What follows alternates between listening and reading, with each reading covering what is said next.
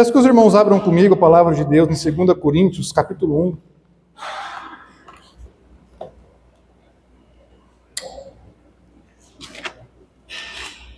1.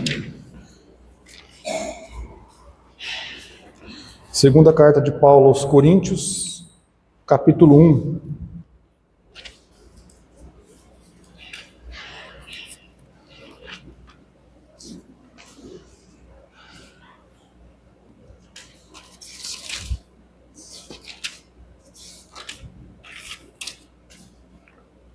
Capítulo 1, nós vamos ler dos versos 3 ao 11.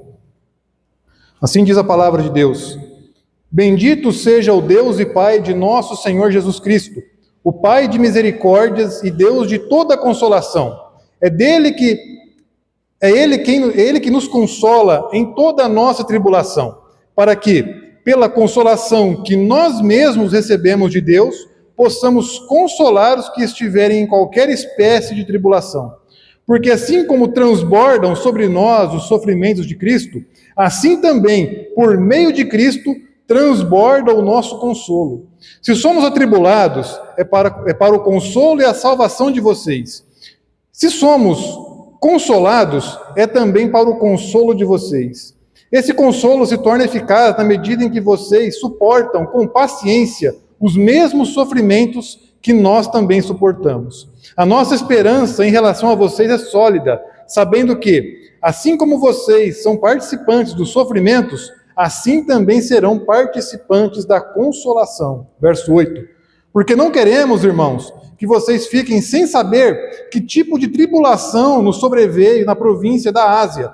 Foi algo acima das nossas forças, a ponto de perdermos a esperança até da própria vida. De fato, tivemos em nós mesmos a sentença de morte, para que não confiássemos em nós mesmos, e sim no Deus que ressuscita os mortos, o qual nos livrou e ainda livrará de tão grande morte. Nele temos esperado que a vida ainda continuará a nos livrar, enquanto vocês nos ajudam em orações a nosso favor, para que, por muitos, sejam dadas graças a Deus a nosso respeito, pelo benefício que nos foi concedido por meio da súplica de muitos. Até aí, vamos a Deus em oração novamente.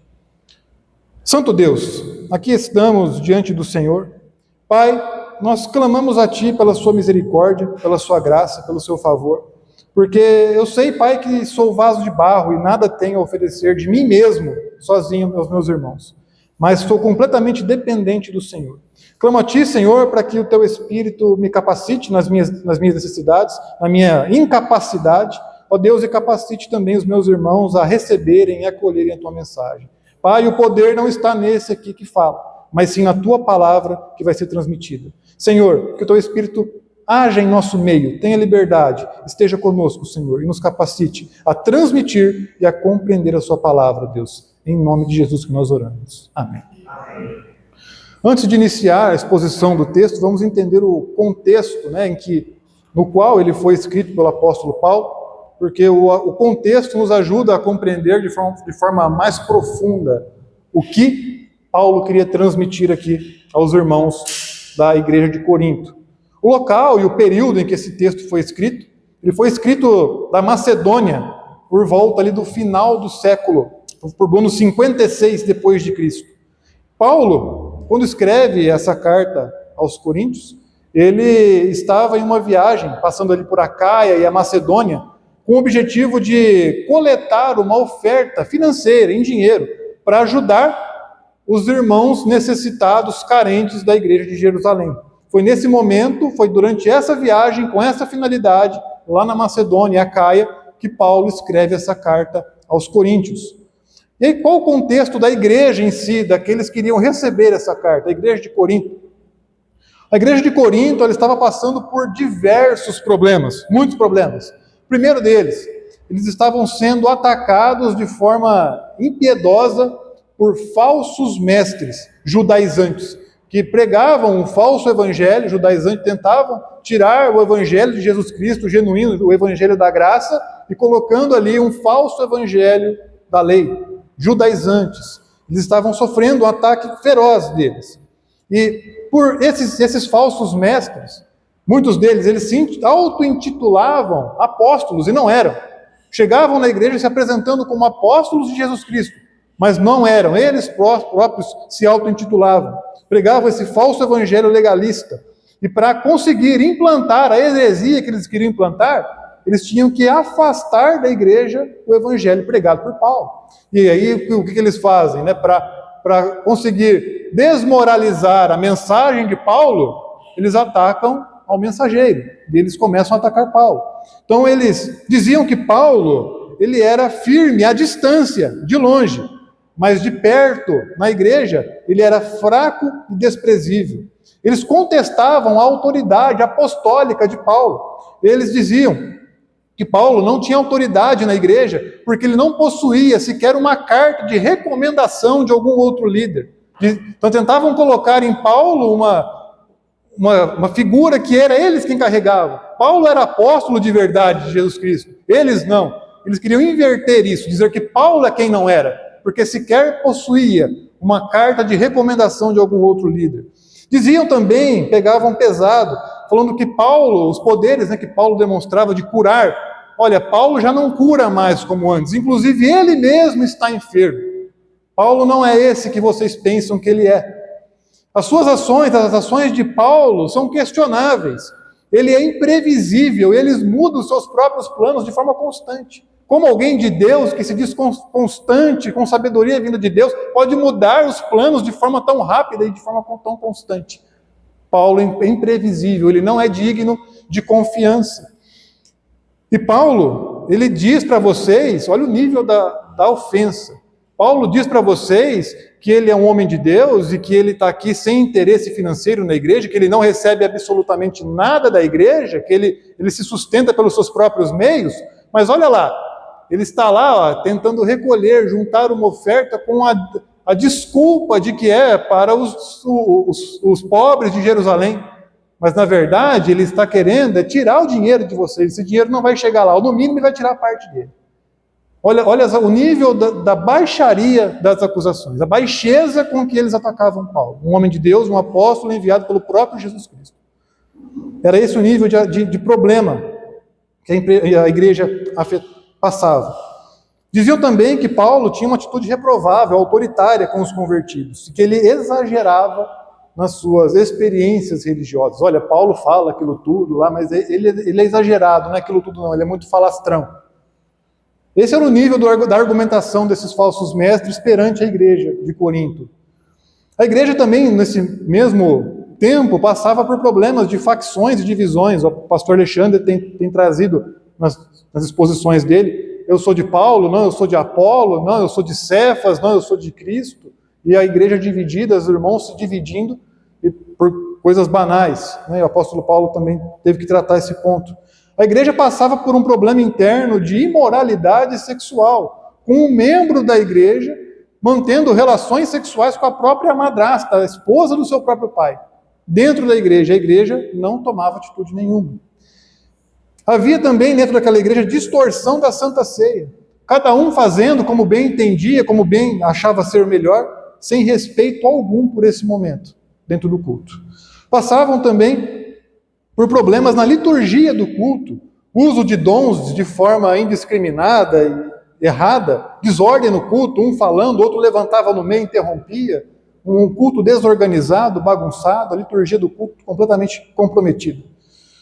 E para tratar esses pontos, Paulo havia escrito a primeira carta aos Coríntios, com duras repreensões a essas práticas. E alguns estudiosos, inclusive eu sou dessa posição, de que houve antes da carta de 1 aos Coríntios, teve uma outra ainda que se perdeu, que não foi preservada, que teria sido talvez mais severa até do que a primeira carta de Paulo aos Coríntios aqui, que nós temos preservada. Então Paulo repreende duramente esses irmãos. Ele envia a carta, o próprio apóstolo Paulo, ele se refere a essa carta na NVT como a carta severa. Então o apóstolo Paulo precisou ser muito duro com esses irmãos por conta dessas práticas. Esse era o contexto. E durante essa viagem missionária que Paulo estava fazendo com o fim de levantar essa oferta para acolher, para socorrer os irmãos necessitados da igreja de Jerusalém, Paulo se encontra com Tito, que é o seu auxiliar pastoral lá em Corinto. E Tito traz a ele boas notícias. Primeira, boa notícia que ele recebe: a maioria da igreja havia recebido bem as exortações que Paulo havia feito e estavam se arrependendo, estavam arrependidos daquilo que estavam fazendo. Receberam, foram exortados duramente e receberam, entenderam que estavam pecando e se arrependeram. Boas notícias. Mas ainda tinha as más notícias. Ainda havia dentro da igreja um grupo que permanecia rebelde, tanto contra Paulo, mas não somente contra Paulo, contra o evangelho que Paulo pregava, o evangelho de Jesus Cristo, o evangelho da graça. Ainda havia dentro da igreja um pequeno grupo rebelde, em rebelião contra Paulo e contra o evangelho. Então, dentro desse contexto que nós acabamos de ver, Paulo escreve a segunda carta aos Coríntios, que no caso seria a terceira, né, se a gente olhar contando com essa que se perdeu.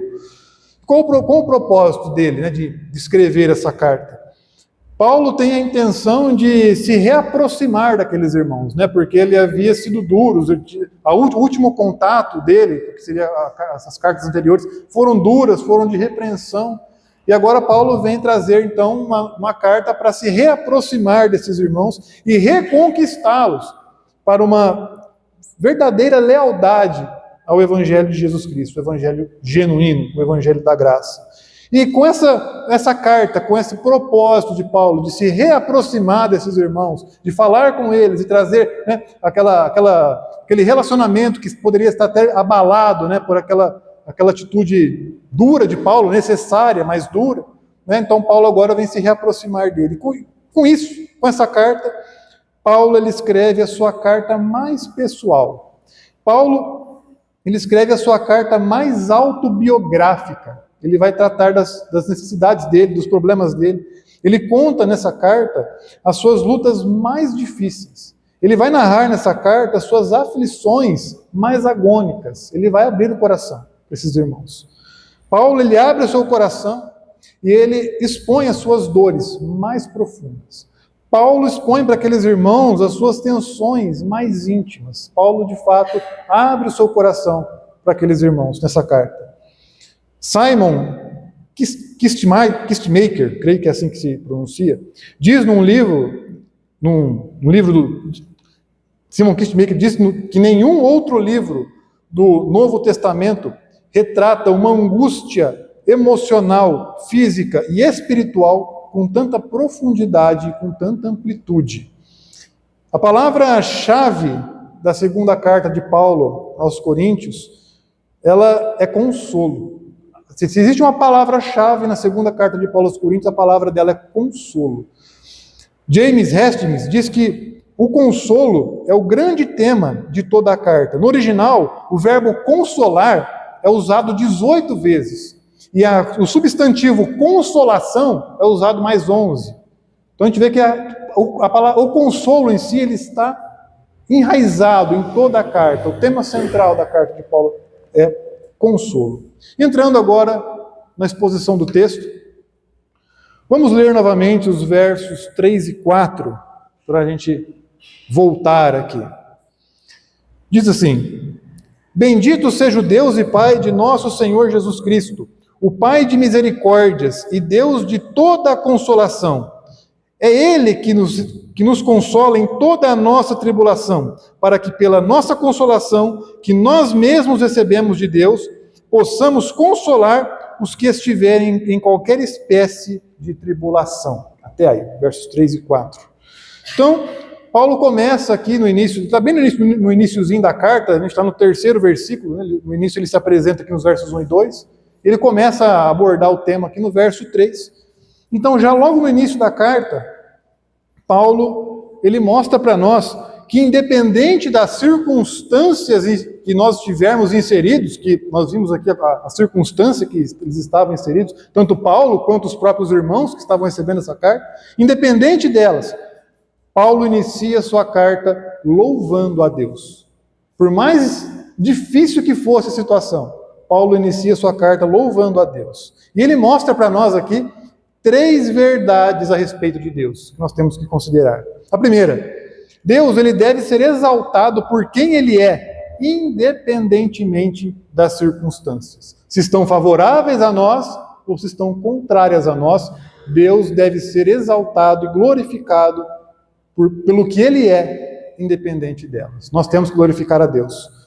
Paulo mostra isso, ele faz isso com a palavra, já logo no começo, a palavra bendito, que no original é eulogel, que significa, é uma forma judaica de louvor a Deus. Então essa palavra, o início do versículo 3, bendito, é uma forma judaica. No original, Paulo está usando uma palavra que é uma forma judaica de exaltar, de louvar a Deus, reconhecendo que ele é a fonte de todas as bênçãos. Mesmo diante desse cenário catastrófico, a igreja naquela situação, Paulo sendo atacado duramente com mentiras, ele começa a sua carta para aqueles irmãos louvando a Deus, reconhecendo que Deus é a fonte de todas as bênçãos, independente da circunstância. Deus, ele segue, mostrando que Deus, ele é o Pai de Jesus Cristo. Aqui tem uma profundidade teológica absurda nessa pequena frase, que ele é Pai de Jesus Cristo. Paulo está dizendo aqui, ele está retratando que Cristo, ele é gerado de Deus desde a eternidade. Ou seja, Cristo é igual a Deus, Cristo é eterno, Cristo, ele tem a mesma natureza de Deus, Cristo tem os mesmos atributos de Deus. Jesus Cristo é Deus, assim como Deus Pai. Ele está com essa palavra, dizendo que Deus é Pai de Jesus Cristo. Dentro da sua profundidade teológica, Paulo está declarando isso. Olha, ele está reconhecendo a divindade de Jesus Cristo, sendo Deus, assim como Deus Pai. Não era somente um profeta, não era somente um bom exemplo. Jesus Cristo é Deus, assim como Deus Pai. Ele compartilha de todos os seus atributos divinos. É isso que Paulo está dizendo para aqueles irmãos. É necessário fazer isso? Sim, porque ele estava lidando ali com falsos profetas que tentavam negar isso e levar aqueles irmãos para o judaísmo, para um evangelho judaizante. Paulo está dizendo isso. Um outro teólogo, ele diz o seguinte, que é por causa de Jesus Cristo que nós podemos chamar Deus de Pai. É por Ele. Nós podemos se aproximar de Deus como seus filhos. É por causa de Jesus Cristo. Deus, quando olha para nós, para mim e para você, pecadores, e salvos em Jesus Cristo, Ele olha para nós e Ele vê o seu próprio Filho. E Ele nos ama igual Ele ama o seu próprio Filho. Olha a profundidade disso. João 17, não preciso abrir. João 17, 23, Jesus Cristo dizendo aqui, a palavra de Jesus: eu estou neles e tu estás em mim. Que eles experimentem a unidade perfeita, para que todo mundo saiba que tu me enviaste e que os amas tanto quanto me amas. Olha aqui a profundidade. Quando Deus olha para nós, pecadores, mas salvos por Jesus Cristo, Ele enxerga Cristo em nós. Ele nos ama da mesma forma que Ele ama o seu próprio Filho Jesus. É por Jesus que nós podemos nos achegar a Deus e chamá-lo de Pai. É Ele. É pelo sacrifício dele. E Deus não é somente o Pai, um Pai gerador, um Pai criador. Sim, Ele é, mas não fica somente nisso. Deus é Pai misericordioso.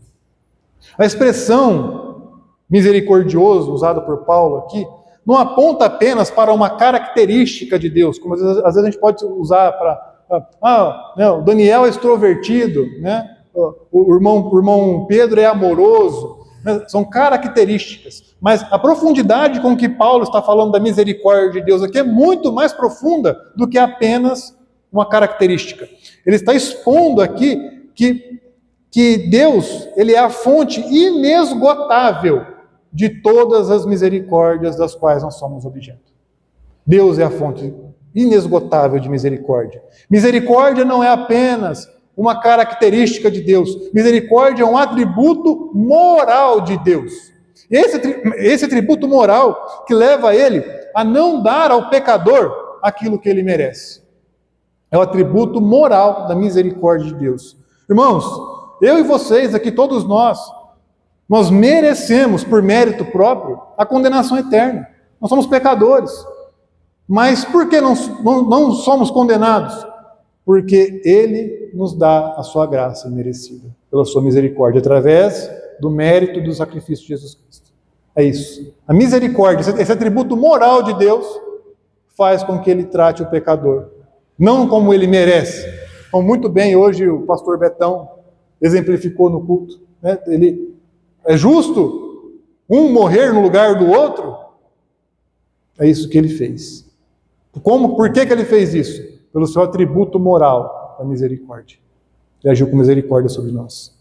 Lamentações 3:22, não preciso abrir, diz o seguinte: o amor do Senhor não tem fim, suas misericórdias são inesgotáveis.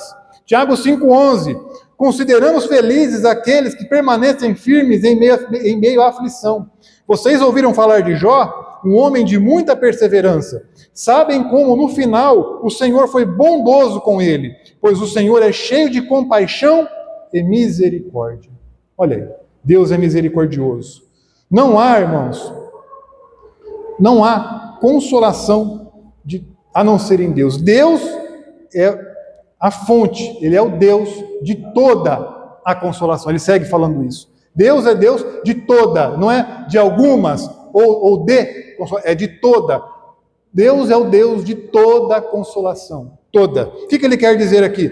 Não há consolação genuína, verdadeira, profunda, fora de Deus, sem vir de Deus, sem ser em Deus. Deus é o Deus de toda a consolação. Quem vai nos consolar? Deus. Ele é a fonte, Ele é o Deus de toda a consolação. Somente em Deus a nossa alma encontra abrigo e refúgio verdadeiro. Somente nele. É Ele quem nos dá abrigo, é Ele quem dá refúgio para a nossa alma. Ele é o Deus de toda a consolação. Fora de Deus nos resta somente uma tempestade que vai trazer inquietação e perturbação. Fora de Deus não tem saída. É loucura. Somente em Deus nós encontramos a verdadeira consolação, porque Ele é o Deus de toda a consolação. Toda. Não tem consolação fora de Deus. Todas as outras consolações, entre aspas, que nós encontramos por aí, sem Deus, fora de Deus, são apenas distrações. Entre elas, a própria psicologia, ela, por si só, sozinha, sem Deus, ela não passa de distração. Nós vemos também terapia, isso virou até moda, terapia esotérica. Você entra em contato com uma terapeuta que ela vai falar que as suas energias estão ruins. Se pegar um dia que você tomou um choque lá na tomada, vai dar problema. Então, virou moda. Então, terapia esotérica. Você chega lá, vai falar que as suas energias. Hobbies, tem. Eu gosto de pedalar, eu gosto de assistir futebol, eu gosto de jogar futebol. Não está errado, não é pecado. Mas você se apegar somente a isso e achar que somente nisso você vai ser consolado, que somente isso vai trazer refúgio para a sua alma, esqueça. Não vai. Sem Deus não existe consolação. Positividade, né? Seja positivo, vamos pensar positivo, energia positiva, vamos falar para frente. Sem Deus é somente distração. Não há consolação fora de Deus. E talvez, irmãos, por isso esteja explicado o motivo de nós vermos hoje tantos terapeutas e tantos psicólogos e uma parafernália de medicações contra a ansiedade e depressão. Está abarrotado. Você sai na rua e tropeça num terapeuta, e se você entrar na farmácia, você vai buscar um remédio para dor de garganta. Eles te vendem um negócio para depressão lá. É terrível. E mesmo assim, com toda essa parafernália, a quantidade de pessoas perturbadas só aumenta. Irmãos, depressão, mal do século, depressão, ansiedade, suicídio. Irmãos, eu peguei dados aqui de 2010 a 2019, está um pouquinho, tem que atualizar, mas nessa década de 2010 a 2019, houve um aumento de 43% nos suicídios. É alarmante. Irmãos, e desses aumentos, entre jovens e adolescentes, um aumento de 81%. Irmãos, isso nos mostra que as pessoas estão buscando a fonte de consolo errada. Não estão encontrando solução no mundo. Não estão encontrando solução em nada que o mundo oferece sem Deus. Eles estão buscando na fonte errada. Segunda verdade que Paulo nos mostra aqui. Deus, ele deve ser exaltado pelo que ele faz por meio de nós, por nós. É ele quem nos conforta na nossa tribulação. A palavra paracleses que é utilizada aqui, ela significa encorajamento, conforto, consolação. Ela denota alguém, ela traz uma ideia de alguém que fica ao lado, te encorajando. Olha, estou aqui, você vai conseguir, conte comigo. É assim que Deus faz conosco. Irmãos, não tem benefício maior do que esse, de você passar por uma situação complicada, difícil, onde as suas forças não são suficientes, e você saber que Deus, Todo-Poderoso, Onipotente, Onipresente, Criador de céus e terra, está do seu lado, te abraçando. Vai lá, meu filho, você consegue, não por você, mas eu estou aqui. Olha, esse é o benefício que o cristão tem e que o mundo não consegue ter. Por isso nós temos paz em meio à aflição. Por isso nós temos tranquilidade no meio da tribulação. Deus está conosco. Bruce Barton diz que a palavra paraclese significa que Deus não livra o seu povo de todo o desconforto, mas que lhe dá ferramentas, treinamento e orientação. É isso que Deus faz conosco, para suportar vitoriosamente os problemas da vida. Ou seja, Deus não vai nos poupar de passar por situações adversas. Nós vamos passar, nós vamos ter tribulações. Isso faz parte. Mas nós sabemos que Deus vai nos treinar, nos capacitar, nos dar ferramentas para sairmos vitoriosos. Ele vai estar do nosso lado. Deus, irmãos, ele não é somente também uma fonte passiva de consolo. Não é igual uma fonte de água que fica ali, você vai lá e bebe. Não. Deus, ele é uma fonte ativa. Ele é o agente ativo da consolação. É Ele quem toma a iniciativa. Ele está atento. Ele está nos vendo. E Ele toma a iniciativa e Ele é quem nos consola. É Ele quem nos conforta e nos encoraja durante as nossas tribulações. A palavra tribulação utilizada aqui no grego tilipsis, descreve aqui no caso, quando Paulo usa essa palavra, para usar, que está traduzido para nós como tribulação, é uma palavra que ela descreve uma pressão física real sobre o homem. Essa palavra aqui, quando Paulo usa ela incluía provações físicas, como açoites e apedrejamento, os perigos, como os naufrágios e a mordida da serpente que ele sofreu, as perseguições e as calúnias que ele sofria. Paulo usava exatamente essa palavra para se referir a tudo isso. As ansiedades que ele sofria com as incertezas do ministério. E é Deus, irmãos, quem nos assiste nas nossas fraquezas. É Ele quem está do nosso lado. É Ele quem nos apoia. Quando nós passamos pelos momentos mais dolorosos, mais tristes, mais sombrios, é Ele quem segura a nossa mão. Quando todos já soltaram, Ele está lá, segurando a nossa mão. É com Ele que nós contamos. E nós podemos saber que Ele vai estar lá. No pior cenário, todos podem ter te abandonado. Ele vai estar lá. Ele não te abandona. É Ele. E antes de Deus trabalhar por meio de nós, Ele trabalha em nós antes. Ele trabalha em nós, Ele nos molda, Ele nos prepara. Deus não nos envia logo de início. Ele tem um tempo de preparação antes, Ele nos prepara. E uma das ferramentas que muitas vezes é utilizada por Deus para nos moldar, para nos preparar para aquilo que há de vir pela frente, para até mesmo nos usar de forma assertiva, é uma forma que Deus usa também o sofrimento para nos moldar. O sofrimento, ele é um fogo que, assim como ele é utilizado no ouro, para depurar o ouro, ele nos limpa, ele nos depura e ele nos fortalece.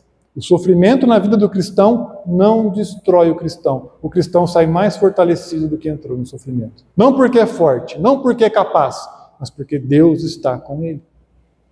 Assim que funciona. Deus, irmãos, Ele nos leva para o deserto, mas o deserto não vai nos destruir, porque Ele não vai permitir. O deserto é a nossa escola, é onde o Espírito Santo nos treina, nos aperfeiçoa. É onde nós desenvolvemos a dependência do Senhor. É onde a gente vai desenvolver essa dependência de Deus. Terceira verdade. Deus deve ser exaltado pelo que Ele faz por meio de nós.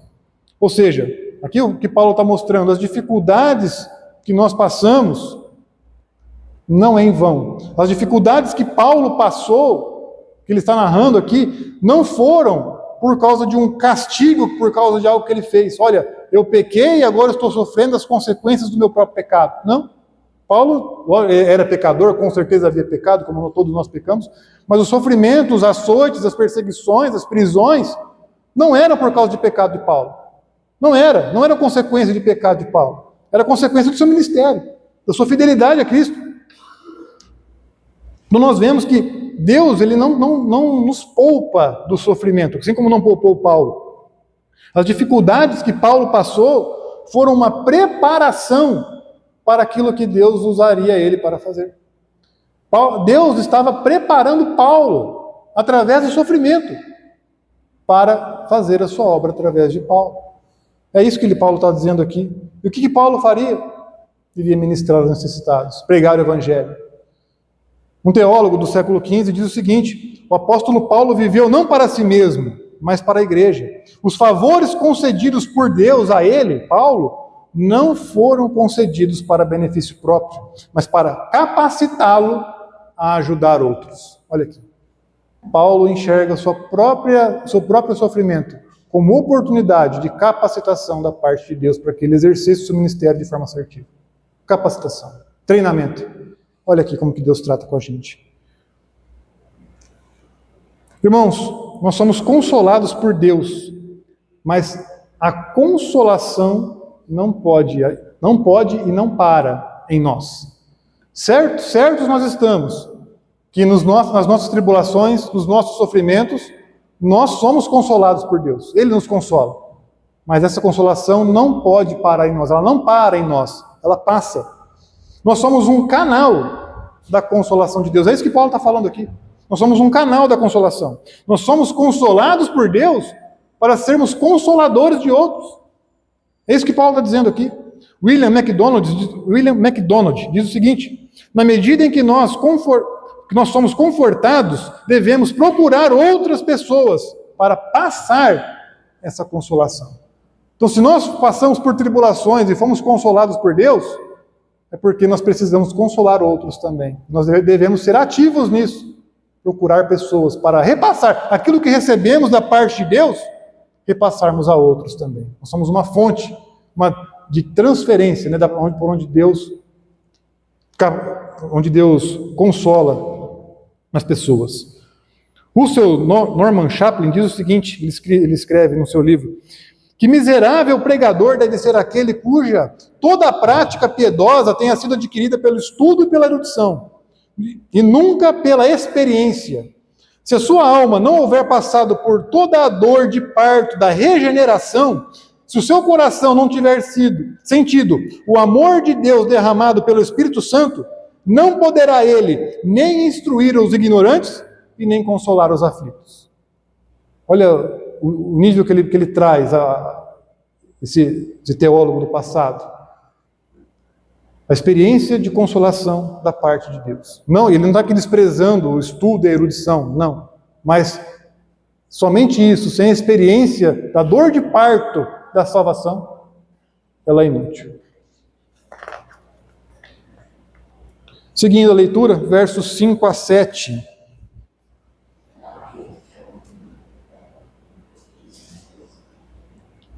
Diz assim: porque assim como transbordam sobre nós os sofrimentos de Cristo, assim também, por meio de Cristo, transborda o nosso consolo. Se somos atribulados, é para o consolo e a salvação de vocês. Se somos consolados, é também para o consolo de vocês. Esse consolo se torna eficaz na medida em que vocês suportam com paciência os mesmos sofrimentos que nós também suportamos. A nossa esperança em relação a vocês é sólida, sabendo que assim como vocês são participantes dos sofrimentos, assim também serão participantes da consolação. Até aí. Irmãos, a consolação de Deus, o apóstolo Paulo traz aqui a palavra transborda, que assim como o sofrimento de Cristo transborda, o consolo também transborda. Então, no caso aqui, qual a ideia que ele está transmitindo com isso? Conforme aumenta a intensidade do sofrimento, quanto mais ferrenho é o sofrimento, quanto mais difícil, quanto mais ardente é o fogo que te queima, maior também a intensidade da porção de graça que Deus derrama sobre você. Quanto maior a dificuldade, maior a porção de graça que Deus derrama sobre você. O verbo transbordar aqui remete a uma enchente de um rio. Imagine um rio, né, que ele passa, transborda, né, todas as margens dele transborda e passa. Então, os sofrimentos que nós suportamos, no caso, aqui o apóstolo Paulo está falando dos próprios sofrimentos, então, os sofrimentos que nós suportamos por causa de Cristo, por ser fiel a Cristo, as perseguições, são muitos, não é fácil. Mas a consolação transborda, ela passa, ela excede qualquer tipo de sofrimento. Ela sobrepuja todas as nossas necessidades. Eu faço uma pequena pausa para contar algo da minha experiência. Os irmãos que não sabem devem ter percebido que eu manco de uma perna. Eu tive um acidente de moto em 2023, onde eu quebrei metade do corpo, e os próprios médicos, todos que falaram comigo, falaram que é um milagre eu estar vivo. O primeiro milagre eu estar vivo, o segundo milagre eu estar andando. Só aí são 2. E às vezes eu lembro, eu me pego parado em casa, assim, olhando para o teto, deitado, e eu me lembro de tudo que eu passei. E se você me perguntasse, Clever, e se você passasse por tudo hoje de novo, você acha que conseguiria? Não. Olhando para tudo que eu passei, eu só consigo ter explicação no consolo de Deus. Eu hoje não consigo compreender, olhando para mim, para as minhas capacidades e sabendo o que eu passei, da forma como eu passei, não tem explicação. Eu não tenho capacidade para suportar o que eu suportei. Deus me consolou, Ele esteve lá. Essa é a minha experiência. Eu sei o que Paulo está dizendo aqui. A tribulação foi forte, não foi fácil, mas a consolação transbordou. Eu consegui passar. E da forma como eu passei, não tem explicação lógica humana para isso. Foi Deus que esteve do meu lado. Então, irmãos, o consolo para o cristão no momento de tribulação, ela vem por meio de Cristo. Cristo é a fonte, Deus é a fonte por meio de Cristo. Cristo e Deus, eles são um. Deus uno e o Espírito Santo. Ela vem por meio de Cristo. A consolação genuína, verdadeira, não estou falando que você não pode procurar um psicólogo, você não pode procurar ajuda, o hobby, mas sem Cristo, se você não buscar em Deus a sua consolação, nada disso vai adiantar, você vai se frustrar. Não é a psicologia que vai trazer para você a consolação genuína, verdadeira. Não é a terapia, não é o pensamento positivo. É somente Cristo, é somente Deus. Ele é a fonte de toda a consolação. Os sofrimentos de Paulo, que ele está trazendo aqui, eles pavimentaram o caminho para a evangelização dos povos. Tudo que Paulo passou teve fundamento, não foi à toa. O sofrimento, os açoites, as perseguições, os espancamentos, as prisões de Paulo, tudo isso foi o que pavimentou a evangelização dos povos. Tinha um propósito em tudo isso.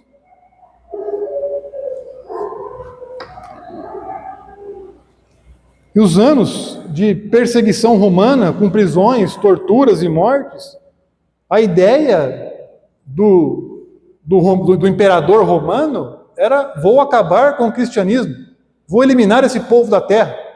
Mas qual foi o efeito prático disso? Elas fortaleceram a igreja. A igreja ficou oprimida, apertada, mas a igreja perseguida era mais forte. A igreja, eles fortaleceram e tornaram a igreja mais robusta. Eles não conseguiram fazer o que eles queriam, eles não conseguiram acabar com a igreja, eles não venceram o evangelho. Mao Tse-tung, na China, matou mais de 60 milhões de chineses. Qual o objetivo dele? Extinguir o cristianismo na China. Qual que é o resultado disso? Hoje, estima-se que existem aproximadamente 200 milhões de cristãos na China. E até hoje é perseguido. A perseguição ainda é ferrenha até hoje por lá.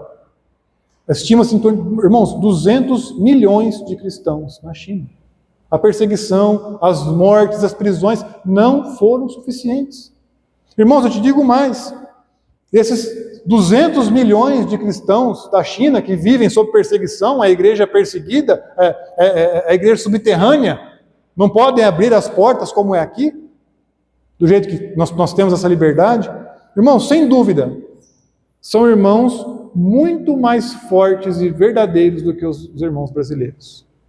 Por quê? São forjados e fortalecidos no sofrimento. O sofrimento fortalece a igreja, ele forja. Com certeza é uma igreja mais forte do que a igreja brasileira. A perseguição não tem poder para destruir a igreja, pelo contrário, fortalece ela. No verso 6, Paulo mostra que a nossa consolação, ela serve como estímulo e consolo para os demais. Ao nos verem sendo consolados, eles são encorajados a permanecerem firmes, sabendo que a consolação também chegará a eles. Ou seja, quando você vê um irmão em Cristo sofrendo, passando por tribulação, por adversidade, e sendo consolado por Deus, isso nos dá a certeza de que aquela mesma consolação que nós vimos o irmão recebendo, quando chegar a nossa vez, nós também vamos receber. Isso nos encoraja, fortalece. E assim como é certo que os cristãos não serão poupados do sofrimento, assim também é certo que não serão privados da consolação. É certo que nós vamos sofrer. É certo que neste mundo vai ter perseguição, vai ter sofrimento, vai ter tribulação, vai ter vendaval que vai derrubar o telhado da nossa casa. Mas também é certo que nós não seremos privados da consolação de Deus. Ele vai estar conosco. Ser crente, irmãos, não é ser poupado dos vales, dos desertos, das fornalhas, das covas dos leões, das traições, das decepções, dos fracassos e até mesmo da morte física. Um dia ela vai nos encontrar. Mas ser crente é ser confortado de forma sobrenatural em todas essas circunstâncias. Isso é ser crente. Não é garantia de que você não vai sofrer. Pelo menos aqui na terra, não. Mas a garantia é que no sofrimento você vai ser consolado de forma sobrenatural. E aquilo que a sua força própria não suportar, Deus estará lá derramando graça sobre você, para você passar por isso. Essa é a nossa esperança, é isso que Deus nos promete. Filipenses 4, capítulo 6 a 7, diz o seguinte: não andeis ansiosos de coisa alguma, em tudo, porém, sejam conhecidas diante de Deus as vossas petições pela oração e pela súplica, com ações de graças.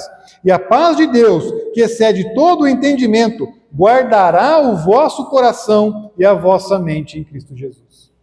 Olha aí. Seguindo a leitura, versos 8 a 10.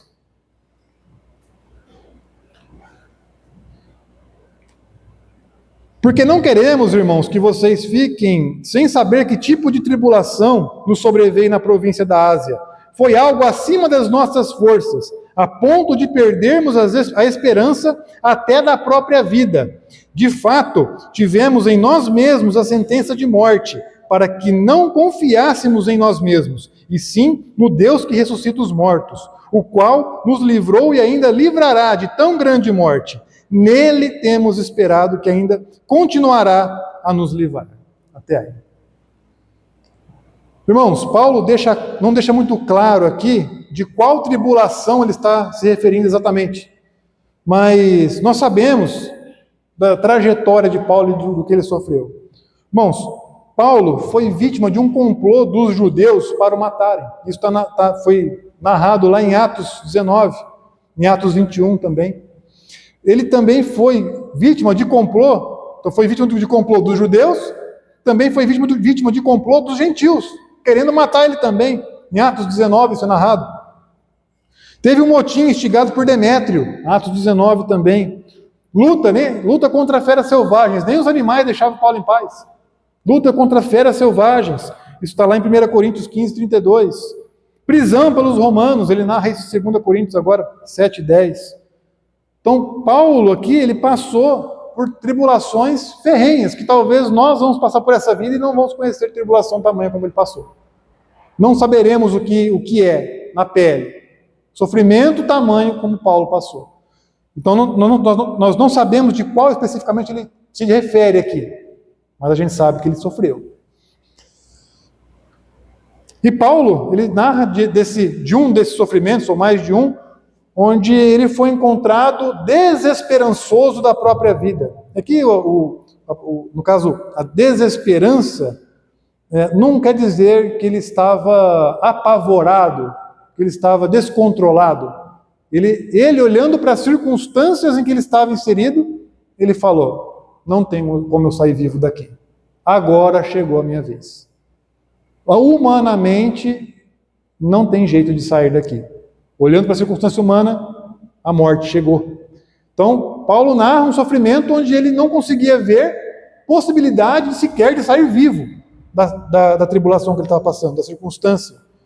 Era humanamente, nada poderia mudar a situação. Não havia recurso humano que Paulo pudesse falar: olha, vou recorrer a este recurso e eu vou conseguir sair. Não havia. E Paulo em si próprio, como se ele já estivesse carregando o seu próprio atestado de óbito. Ele falou: olha, não tem como sair daqui. Essa agora é o fim da linha. Tamanha tribulação que Paulo estava passando. Ele não estava desesperado, ele não estava apavorado, em pânico, mas não havia esperança terrena, não havia esperança humana de solução para Paulo. E Paulo também não estava sem esperança por duvidar de Deus, não é isso que Paulo está dizendo. Mas por ver que ele mesmo não possuía a força necessária para enfrentar. Mas ele também sabia que Deus estava no controle das suas tribulações. Paulo, ele se sentia oprimido, ele se sentia incapaz de solucionar os problemas pela própria força, ele sabia que ele não tinha condições de solucionar aquilo, mas Deus estava no controle e concedendo a graça necessária a Paulo naquele momento. É isso que ele está narrando. A tribulação tinha a finalidade de aperfeiçoar a dependência de Paulo em Deus. É isso que ele está mostrando aqui. Paulo, nesse momento crítico, ele deixa, quando ele fala desesperei da minha própria vida, Paulo ele deixa de confiar em si próprio, de falar: olha, eu tenho essa ferramenta, eu tenho essa outra ferramenta, eu tenho conhecimento com uma pessoa que eu posso chamar lá para me ajudar. Paulo ele abre mão, ele deixa de confiar em si próprio, nos seus próprios recursos, para confiar agora, ele deposita totalmente a sua fé em Deus. É o que ele fala. Ele estava humanamente desesperançoso que a sua vida continuaria. Mas ao mesmo tempo ele fala: não, mas eu confio em Deus que ressuscita até os mortos. Paulo tira a confiança de si próprio e deposita a confiança e a esperança em Deus. É isso que a tribulação está fazendo com Paulo, que Paulo está narrando. Então Paulo, ele reconhece Paulo reconhece que quem tem todo o poder para resolver qualquer situação é Deus. Ele reconhece: olha, eu não tenho condições, mas eu sei que Deus tem e é nele que eu confio. É isso que Paulo está fazendo. Um teólogo do século XV diz o seguinte: precisamos primeiro morrer para renunciar à confiança em nós mesmos. Precisamos primeiro ter consciência da nossa fraqueza para pormos a confiança no poder de Deus. É isso que Deus está fazendo com Paulo aqui. Está mostrando: Paulo, você não tem condições. O poder, a força, a capacidade não está em você. Mas Paulo reconhece isso: eu não tenho condições. Mas Deus tem. Ele tem poder para ressuscitar. Até mortos ele ressuscita. É nele que eu confio. Humanamente impossível. Meu atestado de óbito já está até debaixo do meu braço aqui. Mas eu confio que Deus é capaz e poderoso para mudar a circunstância. É nele que eu confio. Não confio em mim. Está claro, está óbvio que eu não tenho condições. Mas Deus tem. E eu sei disso. E Ele está comigo. É isso que Paulo está falando aqui. No verso 10, né? O Deus que agiu ontem, continua agindo ainda nos dias atuais. O mesmo Deus que livrou Paulo de morte na Ásia, pode estar narrando aqui, continuou livrando Paulo durante o cumprimento de todo o seu ministério. Deus livrou Paulo dessa situação que ele está narrando, ao qual ele diz que não tinha condições de sair. E o mesmo Deus que livrou Paulo, ele livrou Paulo dessa situação e livrou de outras durante o seu ministério. Não foi somente um livramento, foi vários. Deus continuou livrando Paulo. O que nós vemos com isso? Irmãos, o cristão, ele é indestrutível enquanto ele não cumprir o seu propósito aqui na terra. Não porque ele é forte, mas porque Deus vai mantê-lo aqui. Não tem jeito. Podem perseguir, podem tentar matar, podem colocar numa situação que não tem saída. Se Deus não falar, olha, chegou a hora, Ele vai tirar. É Deus quem está no controle, não é o mundo, não é Satanás, não são os governantes humanos, não é o poder do mundo, do homem, nada. É Deus que está no controle. Se não chegou o momento, assim como não tinha chegado o momento de Paulo aqui, nada vai acontecer. Deus vai livrar. Enquanto não cumprir-se o propósito de Deus na terra, não adianta. Deus vai manter e vai livrar, assim como Paulo está falando aqui. Livrou ele, não só já havia livrado, ele sabia que continuaria livrando, livrou mais vezes, até se cumprir o propósito de Deus. Não tem jeito, não adianta. O crente vai continuar aqui na terra enquanto ele não cumprir o propósito dele. Deus vai mantê-lo aqui. Não porque ele é forte, porque Deus é quem mantém.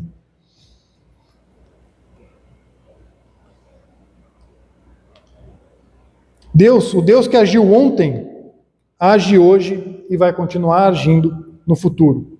Irmãos, nós vemos em toda a história da igreja, Deus ele nunca abdicou de intervir de forma milagrosa na vida do seu povo, quando foi necessário.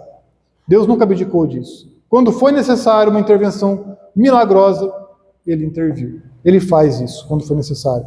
E ele não hesitará em dispor do seu poder para socorrer os filhos dele até hoje. Ele continua assim.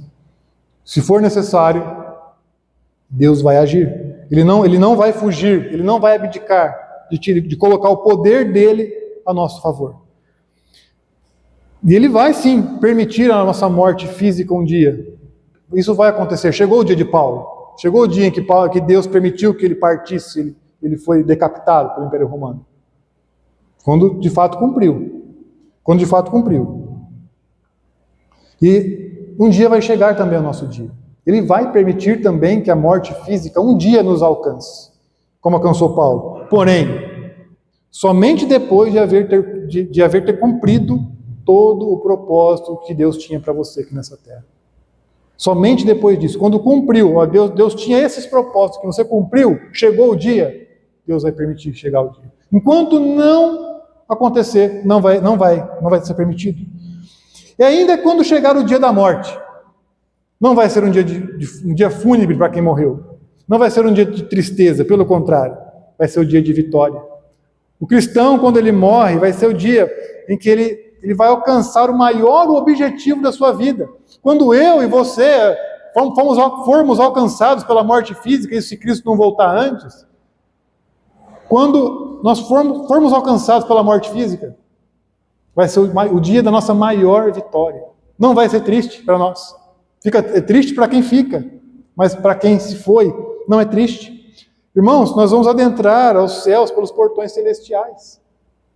Vamos lá, entrar no céu, o lugar que a gente sempre quis estar. O céu, as moradas que Cristo falou, vou preparar moradas para vocês. Vamos chegar lá. É o dia da chegada. Nós vamos encontrar com Cristo, nosso Salvador. A gente vai poder abraçar Ele vai estar lá para receber a gente, nos esperando. Olha, eu salvei com as marcas dos cravos nas mãos. Olha aqui, o que eu fiz por vocês. Vem cá, entra no meu reino. Irmãos, tem coisa ruim nisso daí? É dia de vitória, dia de alegria. Nós vamos encontrar com Ele, nós vamos entrar no descanso que Ele próprio reservou para o povo dele, eternamente, não vai ter fim. É o dia. Nós vamos ser recebidos e acolhidos pessoalmente por Cristo. Irmãos, onde tem algo ruim nisso? A gente anseia por isso. O dia que a gente estiver lá, é o objetivo da nossa vida. Chegar no céu, encontrar com Cristo e morar com Ele eternamente nos céus. No descanso. Nós vamos ser recebidos por Ele. Vamos ser definitivamente consolados. O pecado vai ser de vez por todas extirpado de nós. Essa guerra que a gente vive todos os dias contra o nosso próprio pecado vai acabar. Irmão, se tem um negócio que me traz esperança no dia em que eu encontrar com Cristo, é isso. Irmão, eu não aguento pecar mais. Você fala, não, eu vou dormir para não pecar. Você sonha pecando. Não tem, é complicado. Não, isso vai acabar, essa luta vai acabar, nós vamos ter paz. O pecado, de fato, nós vamos ser de fato agora glorificados e o pecado de fato arrancado de nós. Essa luta contra o pecado vai acabar. Irmãos,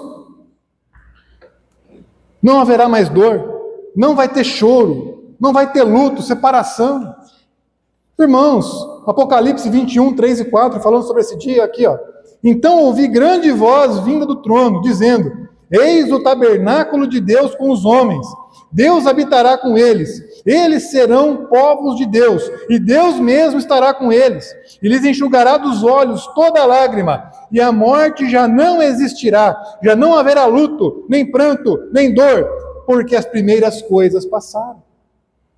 Irmãos, que dia glorioso, o dia de encontrar com Cristo. Para o mundo, para o ímpio que não tem esperança, é luto, é morte, é tristeza. Para o cristão não, é a maior vitória da vida dele. Nem a morte, irmãos, pode nos desesperar. Olha que bênção que é ser cristão. Nem a morte, o maior medo da humanidade é a morte. Nós não temos medo, pelo contrário. Sabemos que é bênção, vai ser dia de vitória. Seja no fim da vida, já com idade avançada, seja jovem, mas é o dia da vitória.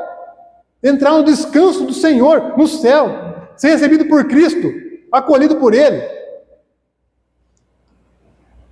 Eu penso que quando eu sofri meu acidente, onde eu quase cheguei nesse dia, eu penso que eu sou grato a Deus por Ele não ter permitido eu partir pelos meus filhos, né, que queriam crescer órfãos, mas que deu vontade de ir, deu.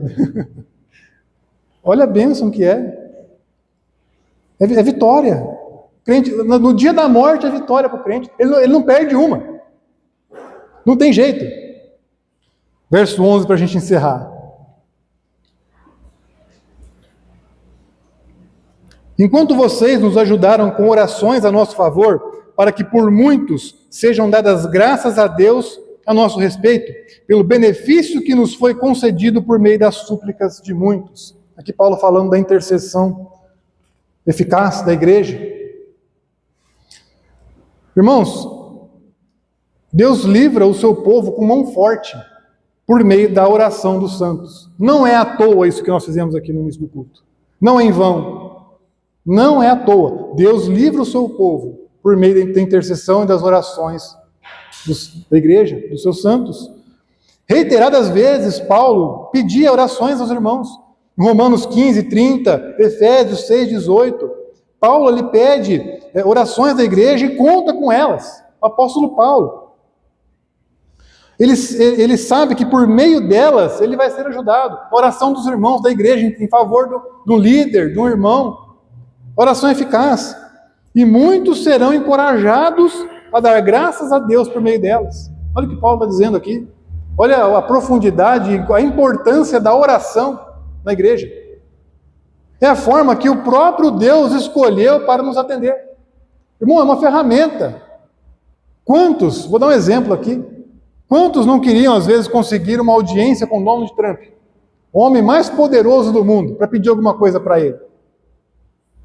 Fora de cogitação, para nós aqui pelo menos. Irmãos, mas nós temos o trono da graça. Basta você chegar na sua casa, colocar o seu joelho no chão, fechar a porta do seu quarto, que o Deus Todo-Poderoso vai te ouvir. Onipotente, onipresente, o Criador de céus e terra, do universo, Ele vai te ouvir. Quem é dono de Trump perto de Deus? Nós temos acesso ao trono da graça. Ele nos deu esse acesso por meio da oração. Ele falou, Ele está aqui, ó, filhos, olha aqui a oração, eu estou aqui para te ouvir. A gente ajoelha lá e fica quietinho, Deus para e faz assim, ele já sabe o que nós vamos falar, mas ele faz assim, ó. Meu filho está orando, quero ouvi-lo. Irmãos, que benefício é esse? É difícil até de explicar aqui, é difícil até de expressar o tamanho do benefício que é. E quantas vezes nós desperdiçamos. Oração, irmãos. As orações da igreja ajudam os crentes. Ela modifica as coisas. Pela oração, nós encorajamos os ministros de Deus a prosseguirem com seu ministério de maneira fiel, ungidos, com unção pelo Espírito Santo. Pela oração da igreja, nós temos que orar pelos nossos líderes, sim. Faz parte. É pela oração da igreja que nós encorajamos uns aos outros em meio às provas.